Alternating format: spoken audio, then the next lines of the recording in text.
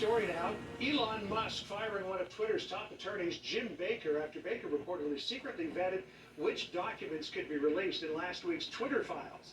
Now questions are growing over Baker's role at Twitter in 2020 when the company suppressed the Hunter Biden laptop story and Baker's connections to the FBI, where he used to be, coincidence of coincidences, general counsel. Let's bring in Ohio Republican Congressman Jim Jordan. He serves as the ranking member on the House Judiciary Committee. Congressman, the front page of the New York Post this morning said it all. Inside job. Democratic lawyers secretly blocked the release of internal Twitter files. I mean, you can't make this stuff up. And all of this is going to land in your lap on January the 3rd. How will this all unfold?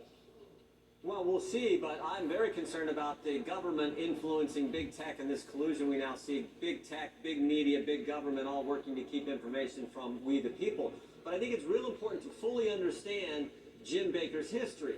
He's the chief counsel at the FBI when the FBI spies on President Trump's campaign in 2016. He's the guy who accepted information, the information from Michael Zussman, who's lawyer for the Clinton campaign. He took that information, used it as part of their investigation, and then of course he goes to Twitter, and he's the guy who helps suppress the Hunter Biden story and says, oh, it's reasonable to assume the Hunter Biden laptop was a hack and leak operation when everyone knew that it wasn't.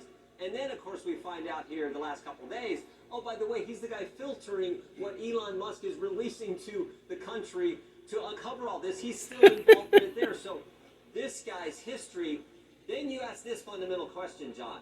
This Elvis Chan, who was the agent doing those weekly briefings in the run-up to the 2020 presidential election, I want to know if that FBI agent, Elvis Chan, was he talking with Jim Baker at the time? Was Jim Baker getting a readout on these briefings that were happening with big tech in Silicon Valley? How did that all play out? So that's why we want to talk to Mr. Chan and ultimately to Mr. Baker. Well, that's something you may be able to find out if and when you hold hearings on this in the House. Apparently, Elon Musk didn't even know Jim Baker worked there. Here's what Matt Taibbi tweeted out late last night. Over the weekend, while we both dealt with obstacles to new searches of the Twitter files, it was Bari Weiss who discovered that the person in charge of releasing the files was someone named Jim. When she called to ask Jim's last name, the answer came back, Jim Baker. My jaw hit the floor, says Weiss. So there was a lot of people surprised by all this. But when you take a look at this in the overall, and you laid it out for us, when you look at the suppression of information prior to the election and the FBI being at the center of that with briefings to these social media companies that they may become the, quote, victims of a hack and leak operation. I mean, you get the sense that a government law enforcement agency was putting its thumb on the scales here.